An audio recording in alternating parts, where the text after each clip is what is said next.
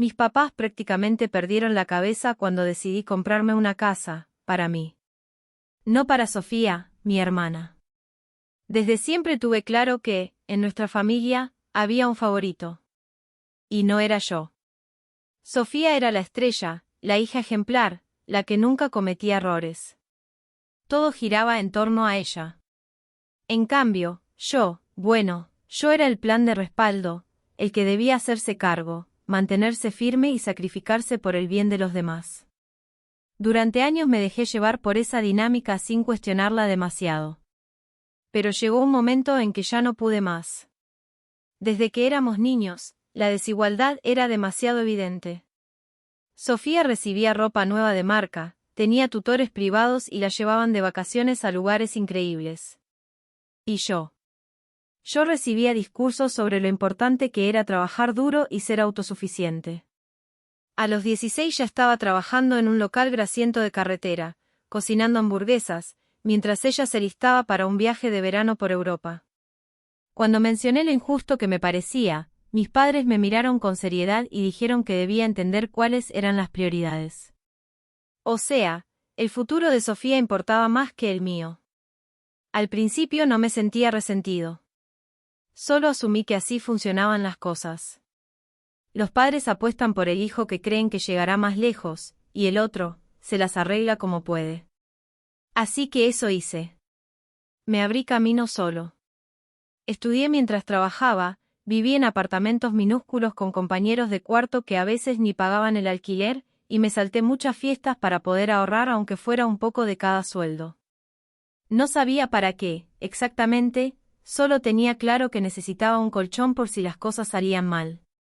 Nadie iba a atraparme si caía. Cuando terminé la universidad, me enfrenté a una decisión difícil, seguir en trabajos mal pagados o jugármela. Elegí arriesgarme. Usé todo lo que había ahorrado para abrir un pequeño taller de mecánica.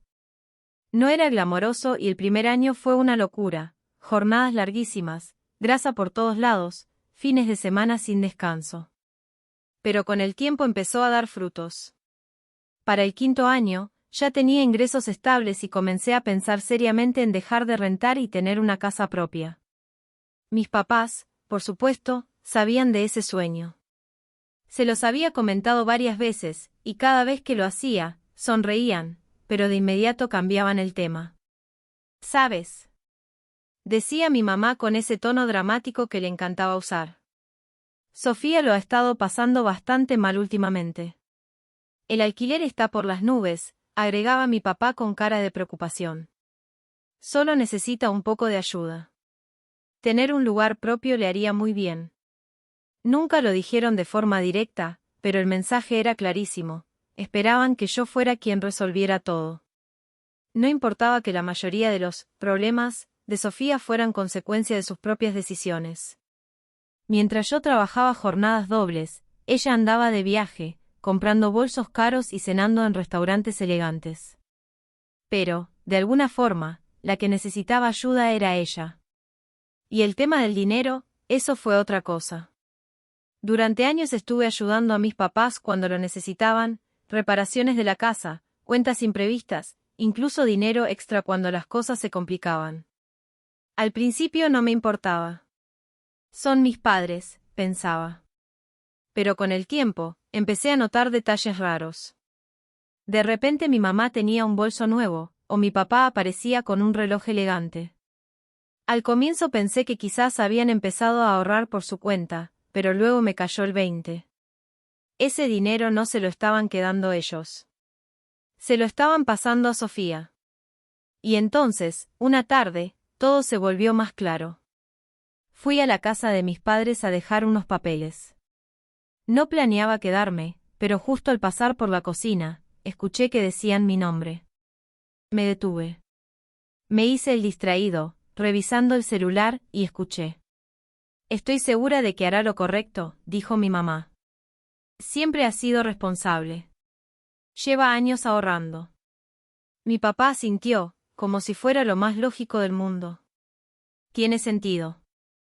No podemos dejar que ella siga con tantos problemas. ¿Ella? ¿Sofía? ¿La misma que nunca ha pagado un mes de renta? ¿La que todavía vive con los gastos cubiertos por mis padres? No podía creer lo que oía. Y entonces todo encajó. Estaban planeando que yo comprara una casa, pero no para mí. Para ella. Ni siquiera pensaban pedírmelo. Simplemente asumían que lo haría. Como si fuera lo más natural del mundo. Como si fuera mi obligación. Quise entrar y encararlos en ese momento, pero sabía cómo terminaría eso. Me llamarían egoísta. Empezarían con lo de la familia, la responsabilidad, lo afortunado que soy de haber salido adelante. Ese discurso ya me lo sabía de memoria. Así que me fui, sin decir nada. Esa noche, me quedé acostado en mi pequeño estudio, mirando el techo descascarado. La luz de la cocina seguía parpadeando, no había tenido tiempo de arreglarla. Pensé en todo. En las veces que me dijeron que esperara, en las renuncias que hice, en la paciencia que tuve. Pensé en Sofía. ¿Cómo reaccionaría si supiera lo que estaban tramando? ¿Se sentiría mal, lo agradecería, o simplemente lo daría por hecho? A la mañana siguiente, obtuve mi respuesta. Sofía me llamó, emocionadísima. Hablaba sin parar sobre una casa que había visto. Es perfecta, me dijo entusiasmada. Tiene 3 recámaras, un patio trasero, por fin podré mudarme. Esperaba que, en algún momento de la conversación, Sofía mencionara cómo pensaba pagar la casa. Que tuviera, no sé, un plan o algo. Pero no. Nunca llegó esa parte. Y claro, no la necesitaba. Para ella, todo ya estaba resuelto. Mis padres se habían encargado de asegurarse de eso. Hasta tuvo el descaro de decirme que, si algún día necesitaba un lugar donde quedarme, podía dormir en el cuarto de invitados. Y ahí fue cuando supe, con absoluta certeza, que no iba a seguir el juego ni un segundo más. Al día siguiente, hice exactamente lo que ellos esperaban que hiciera, pero con un giro. Compré una casa, sí, solo que no la casa que ellos imaginaban. No se lo conté a nadie. Nada de grandes anuncios, ni redes sociales, ni reuniones familiares. Encontré una casa que realmente me gustaba, puse el depósito y firmé los papeles. No era enorme ni lujosa, pero era mía. Por primera vez en mi vida, algo era realmente mío. Pensaba que tendría algo de tiempo antes de que se enteraran. Quizás unos meses, si tenía suerte, hasta un año.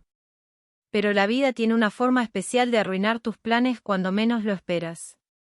Estaba en mi nueva cocina, arrancando esas horribles calcomanías de vibra, ríe, ama, que el dueño anterior había dejado, cuando mi celular empezó a sonar sin parar. Llamadas perdidas, notificaciones, mensajes, mi mamá, mi papá, Sofía, hasta primos que no veía desde la secundaria.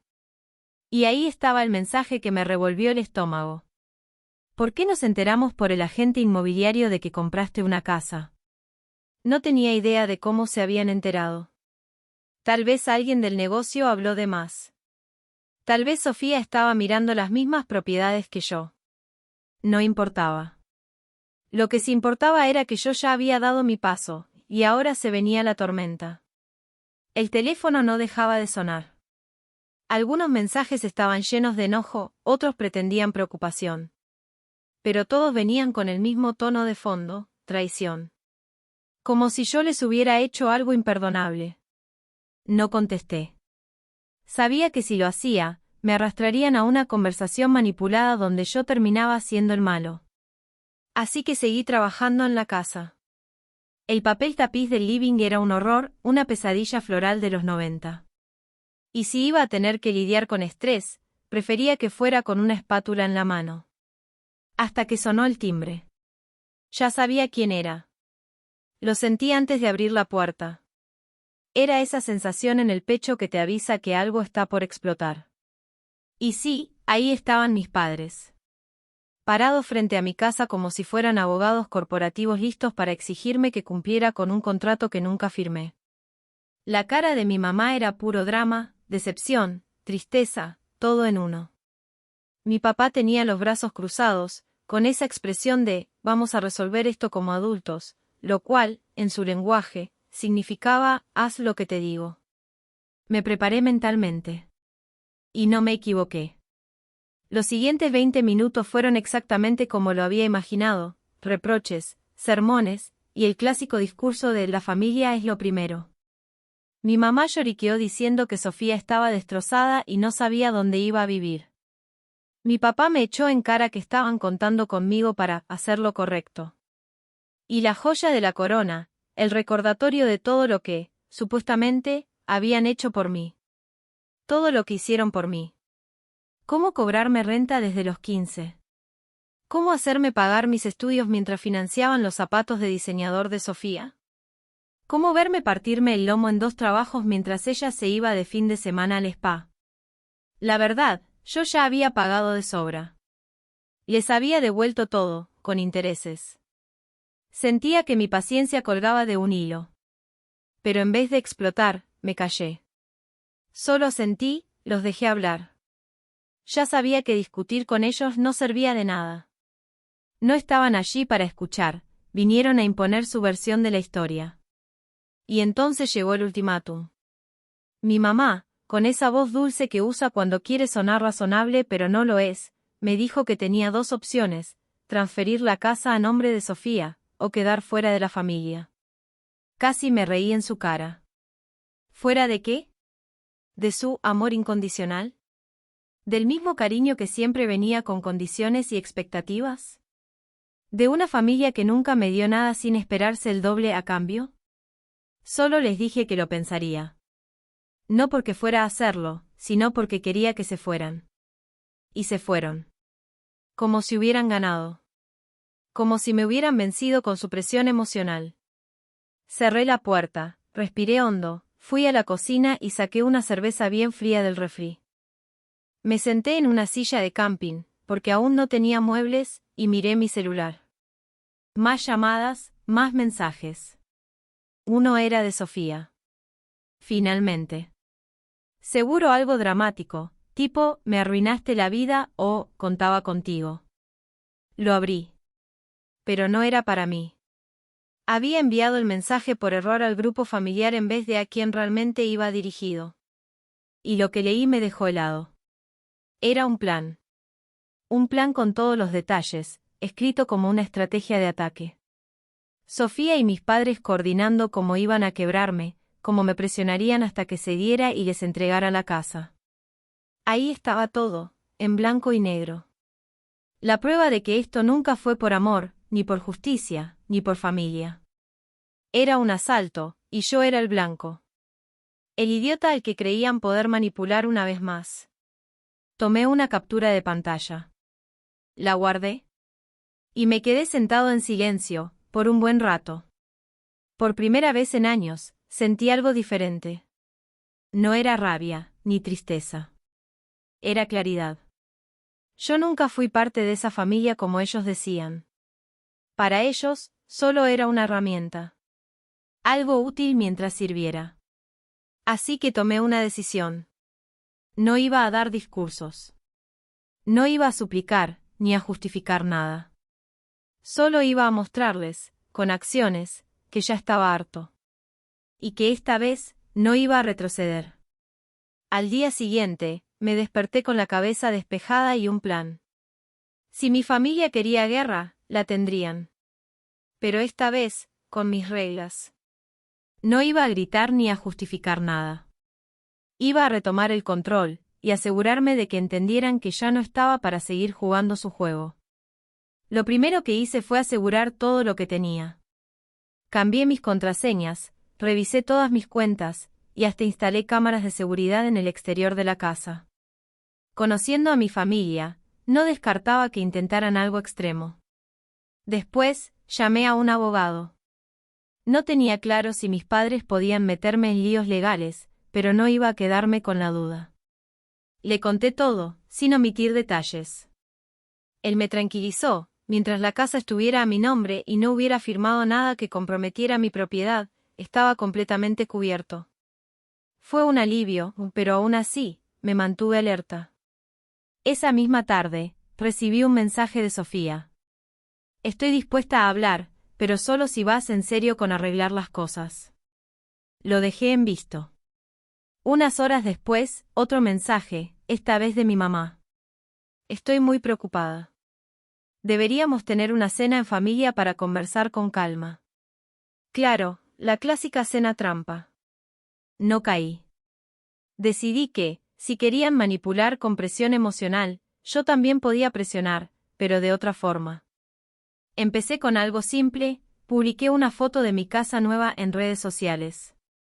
Nada rencoroso, nada acusatorio. Solo una imagen con una frase sincera. Al fin en casa. Esto lo trabajé con el alma, y es completamente mío. La reacción fue instantánea. Gente que ni sabía que me seguía empezó a comentar y felicitarme. Me dijeron que me lo merecía, que estaban orgullosos de mí. Fue como abrir una compuerta. Y ahí fue cuando la cosa se puso interesante. Sofía no dijo nada públicamente, pero sé que lo vio. Unas horas después, llegó otro mensaje de ella, pero esta vez, el tono era distinto. Estaba furiosa. Me llamó egoísta, me acusó de avergonzarla públicamente. Al parecer, algunos de sus amigos le preguntaron por qué su hermano si podía comprarse una casa y ella no, y claro, su ego no pudo con eso. Luego vino la llamada de mi papá. Se le acabó el disfraz de padre comprensivo. Esta vez, estaba furioso. Me gritó que los estaba dejando mal frente a la familia, que estaba siendo ingrato y que les estaba dando la espalda. Lo dejé hablar. No lo interrumpí. Y cuando terminó su monólogo, le dije una sola palabra. No. Ahí fue cuando soltó la amenaza. Si no haces lo que debes, puedes olvidarte de volver a poner un pie en esta casa. Mi respuesta fue inmediata. Suena como una solución perfecta para todos. Por primera vez en mi vida, no sentí culpa. No me sentí mal por mantenerme firme. Porque la verdad es que no les debía nada. Nunca me dieron nada sin esperar algo a cambio. Bloqueé el número de Sofía. Silencié las llamadas de mis padres. Luego pedí barbacoa para llevar, abrí una cerveza fría, y me senté en mi nuevo porche a ver cómo el sol bajaba detrás de mi casa. Mía. Comprada con mi esfuerzo. Y por primera vez, me sentí verdaderamente libre. Esa paz no duró mucho. Al día siguiente, mi bandeja de entrada estaba colapsada de mensajes nuevos. Sofía, como era de esperarse, entró en pánico. Mis padres también. Ahora se trataba de limpiar el desastre. Aparentemente, algunos familiares vieron mi publicación y empezaron a hacer preguntas incómodas. Lo último que mis padres querían era que alguien fuera del círculo familiar se enterara de lo que realmente estaba pasando. Puedo imaginarlos, mi mamá, tratando de salvar la imagen con excusas, y mi papá repitiendo el discurso de «la familia es sagrada», mientras se quejaba de que yo los traicioné. Y Sofía, bueno, Sofía se descontroló. No solo empezó a lanzar indirectas en el chat grupal, sino que también se volcó a las redes sociales. Me metí a ver su perfil y ahí estaba, largos textos llenos de drama, contando lo difícil que era su vida, cómo había sido traicionada por la gente que más quería, y que ahora luchaba por encontrar dónde vivir. Casi me atraganto con el café cuando vi que había lanzado un GoFundMe. Así es. Una campaña de recaudación titulada «Ayuda a Sofía a conseguir la casa que se merece». Y el texto era una obra de ficción. Se pintaba como una pobre hermana desamparada, abandonada por su hermano cruel en su momento de mayor necesidad. Curiosamente, no mencionaba que esperaba que le regalara una casa. Ni que jamás movió un dedo para ganársela. Había recaudado 250 pesos. Estoy casi seguro de que fueron de sus amigas igual de mimadas. Me dio un poco de risa, no voy a mentir. Si vas a armar una estafa emocional, al menos que sea creíble. Pero el asunto ya estaba cruzando la línea del ridículo. Y no tenía ganas de pelear en redes, pero tampoco pensaba dejar que jugaran con mi nombre así. Ya había tolerado bastante. Así que decidí soltar la bomba final. Hice una nueva publicación. Esta vez con evidencia. Subí las capturas de pantalla del mensaje donde Sofía explicaba, con lujo de detalle, el plan que había armado con mis padres para presionarme. Ningún comentario adicional, ninguna indirecta. Solo las imágenes y un título simple. Aclarando algunos malentendidos. Internet hizo el resto del trabajo. En cuestión de horas, la situación se le fue de las manos. La gente empezó a criticarla. Esos amigos que antes la defendían a ciegas, de repente se quedaron callados. Algunos incluso cambiaron de bando, al darse cuenta de que los habían usado. Sofía borró su GoFundMe sin decir palabra y cerró todas sus redes sociales. Mis papás tampoco la estaban pasando bien. Al parecer, varios familiares empezaron a contactarme directamente, preguntándome por qué demonios pensaban que estaba bien exigirle una casa a su hijo mientras le daban todo a la hija. Al final de ese día, el famoso chat grupal de la familia estaba en completo silencio. 0 mensajes de culpa. Ni una sola llamada pasivo-agresiva. Solo, nada. Y honestamente, fue glorioso. Me eché hacia atrás en la silla, viendo cómo el sol bajaba en el horizonte. El celular sin notificaciones. Una bebida fría en la mano. Música suave sonando de fondo. Y por primera vez en mucho, mucho tiempo, no estaba esperando que algo malo pasara. No me preocupaba por si había hecho lo correcto. Porque esta vez, lo correcto, era lo que era correcto para mí. Y eso era suficiente. El silencio duró una semana entera. 7 días sin mensajes, sin llamadas, sin drama. Parte de mí pensó que mis papás harían un último intento desesperado. Pero parecía que, por primera vez, se dieron cuenta de que ya no iba a ceder. Tal vez la vergüenza pública finalmente los alcanzó. Tal vez estaban armando un nuevo plan. De cualquier modo, yo no me iba a confiar. Y justo cuando empezaba a acostumbrarme a esa nueva calma, llegó algo que rompió todo, un sobrecertificado con la dirección de mis padres. Grueso, oficial. Del tipo que sabes que nunca trae buenas noticias. Me senté en la mesa de la cocina con un café en una mano y un abrecartas en la otra, preparándome mentalmente para cualquier tontería que pudieran haber inventado. Era una notificación legal. Mis papás me estaban amenazando con una demanda. Tuve que leerlo 2 veces. Según el documento, los había engañado, haciéndoles creer que la casa era para beneficio familiar, y me había enriquecido injustamente gracias a ellos. Sí. En serio. Decían que les debía compensación emocional. Porque Sofía, pobrecita, estaba destrozada por no haber recibido una casa gratis. Me reí. Me reí fuerte. Luego llamé a mi abogado. La llamada fue rápida. Apenas pudo contener la risa cuando me dijo que no había manera de que eso se sostuviera legalmente. A lo mucho, era una táctica de intimidación. A lo peor, una última maniobra desesperada para hacerme ceder. No me preocupaba. Pero tampoco pensaba dejarlo pasar. Así que tomé medidas. Llamé a mi banco para revisar que todo estuviera blindado. Pedí a un cerrajero que reforzara la seguridad de la casa. Y luego, envié una carta certificada de regreso a mis padres, notificándoles que cualquier intento de acoso adicional tendría consecuencias legales. Y eso los sacudió. 2 días después, empezaron a llegar las llamadas. Primero mi mamá. Luego mi papá. Luego Sofía. Ignoré a todos. Dejaron mensajes de voz. Algunos con disculpas. Otros todavía intentando hacerme sentir culpable. El mensaje de mi mamá fue el más ridículo. Empezó llorando, luego se puso furiosa. Me exigía saber cómo podía darle la espalda a la familia por algo tan insignificante como una casa. ¿Insignificante? Si era tan pequeña, ¿por qué estaban listos para ir a juicio por ella? Al tercer día, decidí contestar cuando mi papá llamó. Fue directo. Sin rodeos. Dijo que dejarían todo atrás si yo accedía a llegar a un acuerdo con Sofía. Le dije que no había ningún acuerdo pendiente. Nada que resolver. Y ahí explotó.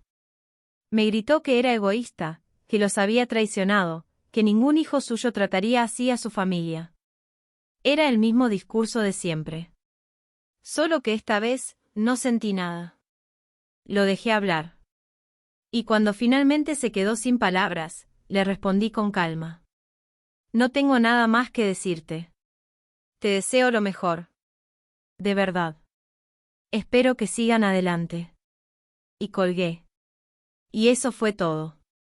Se acabaron las amenazas legales. Se esfumaron las culpas. Mis padres, al fin, parecieron entender que no iban a doblegarme. Y Sofía desapareció. Tal vez entendió que no había nada más que sacar de mí. O tal vez ya encontró otro blanco. Por primera vez en mi vida, me sentí verdaderamente libre.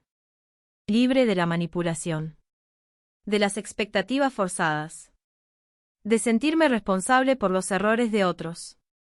Yo, mi casa, y un futuro que por fin me pertenecía. Había ganado. Las primeras semanas de esa libertad fueron raras. Era como aprender a vivir de nuevo. Había pasado tanto tiempo esperando la próxima jugada sucia, que me costaba relajarme del todo. Me despertaba y revisaba el celular esperando otro drama. Pero nada. La casa empezó a sentirse como un hogar de verdad. Ya no era algo que tenía que defender, era un espacio para mí. Empecé a tener una rutina. Me levantaba temprano. Iba al gimnasio. Cocinaba comida decente en lugar de sobrevivir con lo primero que encontraba. Tenía tiempo para mí, para respirar, para sentarme en el porche con una taza de café y simplemente ver cómo despertaba el mundo. Esa paz era algo que no sabía cuánto necesitaba. Pero claro, como siempre, la paz nunca dura para siempre. Una tarde cualquiera, mientras trabajaba desde casa, escuché que tocaban la puerta. Ni siquiera necesitaba mirar. Mi instinto ya sabía quién era. Y claro, era Sofía. Estaba parada en el porche, pero no era la misma hermana que recordaba. Ya no tenía esa actitud de superioridad que solía cargar como un escudo. Parecía, no sé, desgastada. Como una vendedora de seguros en el último día del mes, tratando de cerrar una venta que sabe que no va a suceder. No la dejé entrar. En lugar de eso, salí al porche, crucé los brazos y esperé el discurso que seguro había ensayado frente al espejo. Empezó con una charla incómoda, fingida, como si intentara sonar casual. Pero no duró mucho. Enseguida fue al grano. He estado pensando mucho, dijo, y creo que he sido algo injusta contigo. Ya no estoy pidiendo una casa, solo un lugar para quedarme. Solo por un tiempo. No pude evitar soltar una risa por dentro. ¿Un tiempo? Claro. ¿Y después qué? Me convierto en su arrendador, chofer, terapeuta y cajero automático. Mientras ella se acomoda en mi sofá, quejándose de lo dura que es la vida. Ni en sueños. Le respondí sin rodeos. Tienes dos padres que siempre se han desvivido por ti. ¿Por qué no vas con ellos? Y ahí salió la verdad. Ya no era bienvenida en casa de nuestros padres.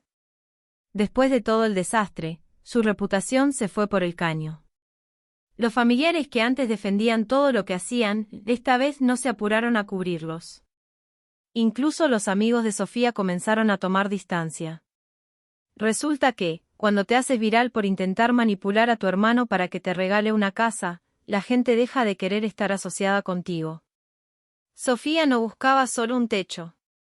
Estaba tratando de escapar de un lío que ella misma había creado. Y no mordí el anzuelo. Le dije, con tranquilidad. Mira, sin rencores. Pero ya no es mi responsabilidad solucionar problemas que tú misma te buscaste. Y fue como apretar un interruptor. La actitud dulce se evaporó en segundos. Volvió esa amargura que ya conocía de memoria. Me llamó egoísta. Dijo que la familia debería ayudarse mutuamente. Me encogí de hombros. No tenía nada más que decirle. Se marchó hecha una furia, haciendo ese tipo de salida dramática que tal vez habría funcionado cuando teníamos 10 años. Pero esta vez, lo único que sentí fue alivio. Unos días después, pasé por el centro comercial a hacer algunas compras. Estaba esperando mi café cuando escuché una voz familiar detrás de mí. Era Sofía. Estaba sentada en una mesa cercana, hablando tan alto que era imposible no escucharla. Estaba contando, con tono de mártir, lo dura que era la vida ahora.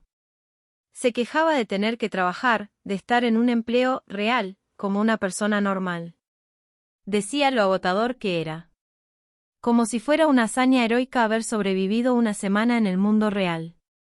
La mujer con la que hablaba tenía esa mirada de alguien que está a punto de decir, bienvenida al club, princesa. Tuve que morderme el labio para no soltar una carcajada. No dije nada. Solo tomé mi café y pasé junto a su mesa. Ni siquiera se dio cuenta de que estaba ahí. Pero al salir, sonreí. Por primera vez en mi vida, yo no era quien lidiaba con el drama de Sofía. Ahora, era otra persona la que tenía que aguantar sus quejas sobre las injusticias del universo.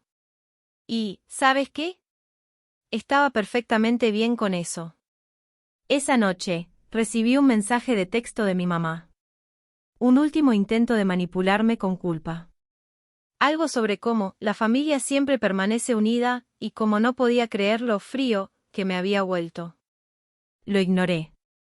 Durante años, ellos mismos se encargaron de hacerme sentir como un extraño en mi propia familia, a menos que necesitaban algo de mí. Ahora que ya no servía a su propósito, claro que me veían como el problema. Pero lo entendí, al fin. No me volví frío. Solo me harté. Y por primera vez, no sentí la necesidad de explicárselo a nadie. Yeah.